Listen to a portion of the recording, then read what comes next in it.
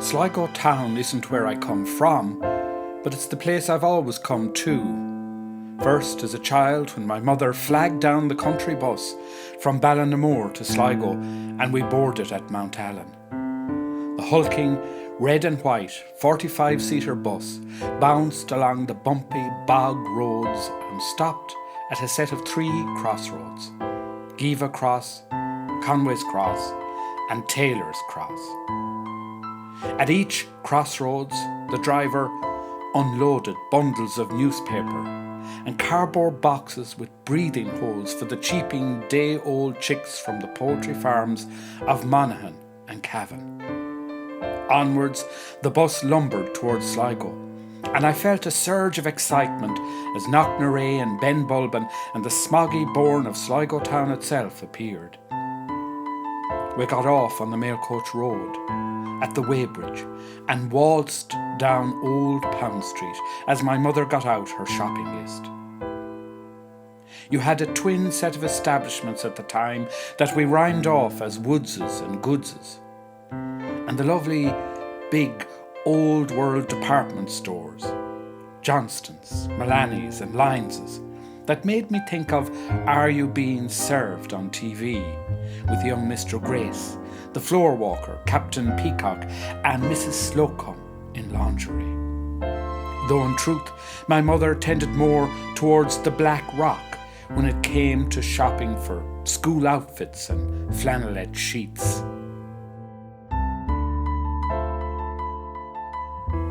This well-trod, homely shopping town was replaced as I grew older by what passed for bohemian Sligo when I became an art student hitchhiker on that same road.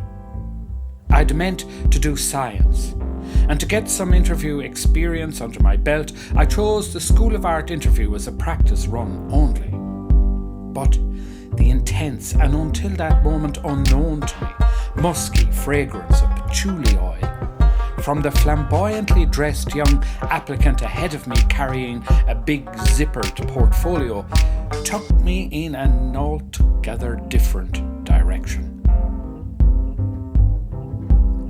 On my first day in art college, I had one of those I know you're the boss, but who's in charge moments of insight when I mistook Michael Marchini, the storeman, for the head of the art department.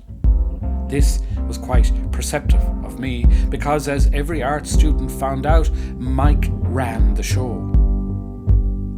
It was from Mike you had to wheedle your supply of white cartridge paper and Indian ink, sticks of charcoal, brushes, canvas, oil and acrylic paints, and maybe even a Pentax single-lens reflex camera for the weekend, plus some arty black and white film, developed and printed later by hand in the darkroom in a wash of chemical trays.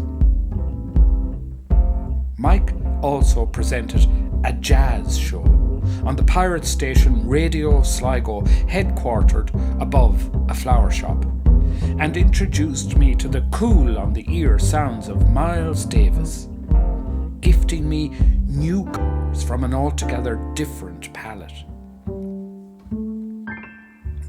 To live, breathe, develop, think deeper, open up, be in century, be alive. I got that hearing Miles Davis play. The swagger, the attitude, cool and collected, not so much, but willful, yeah, freewheeling, joyful, glad. And I got a zest for the bebop jazz-inspired writings of Jack Kerouac, Dharma Bums, Lonesome Traveller, and On the Road, where he riffs on his beatnik generation. The only people for me are the mad ones. The ones who are mad to live, mad to talk, mad to be saved, desirous of everything at the same time. The ones who never yawn or say a commonplace thing, but burn, burn, burn like fabulous yellow Roman candles exploding like spiders across the stars.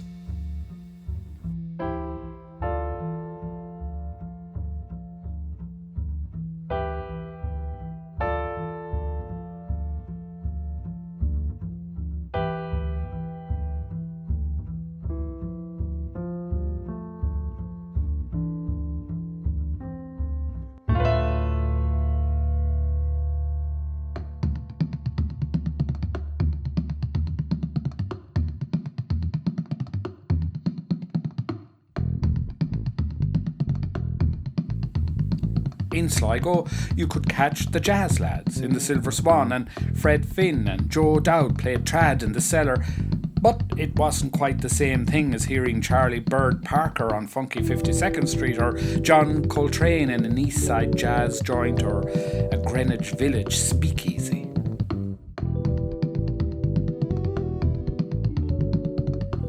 We made do with sinking into a beanbag in the Coffee Bean, or grabbing a bite to eat in the cottage restaurant. Or you could boldly buy a small red cover copy of the Communist Manifesto in Bree's second-hand bookshop, along with the early feminist tract Spare Rib and Simone de Beauvoir's The Second Sex. In Hennigan's bar, you could, in a moment of madness, order a Harvey Wallbanger, after which just about anything could happen. But we mostly ended up on Union Street in a damp bedsit, with the hall lights on timer switches, and every coin-fed meter in that gloomy, subdivided townhouse rigged with a magnet to stop the wheel from clocking up the units burned. Even so, the only way to warm up the dank, underheated basement accommodation was to bring a crowd back from the pub every night, while from the flat directly overhead there came the foot-stomping sound of talking heads and those nervous animals rehearsing My Friend John. At heart, I was still a naive farm boy off the country bus, trying to find my way among trendy, bohemian Bob Dylan heads and spliff rollers, often seized by sudden fits of the giggles and the munchies while listening to somberly sung Leonard Cohen songs.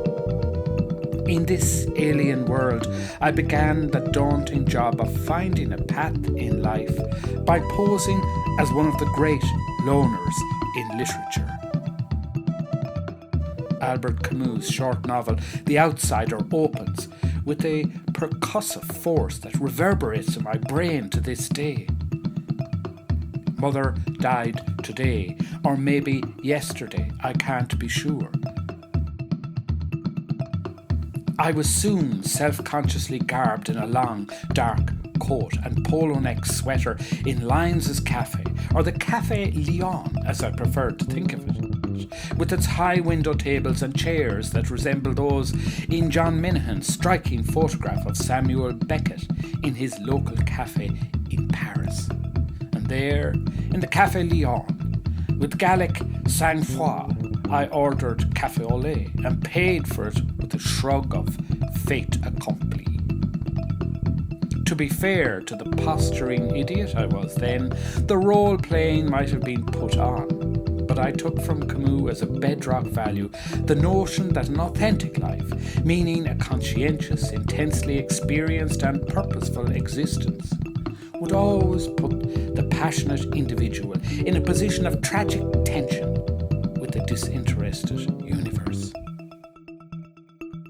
There would be love problems and love's euphoria, torn relationships and reconciliations along the way, and each would add to the inward transactions taking place over what seemed an uneventful plod through a 1-year foundation course and 3 years of art history and appreciation classes, silent hours reading in my cubbyhole and painting at my easel, and time spent too as a barfly in Hargett and Snug, or head office as it came to be known, that would ultimately make my life richer and stranger than any of the high dramas of my self-made existential existence. My mental processes melded into their own free-form jazz style of excited talk and passionate argument with a lasting band of friends.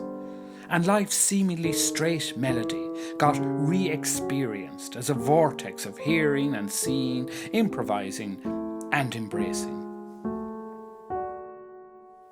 That happy, zestful, freewheeling interlude has fed my sensibility and sustained me ever since. And all through a stray whiff of patchouli oil that first bounced me into a Beat Generation love of jazz and fashioned a whole life.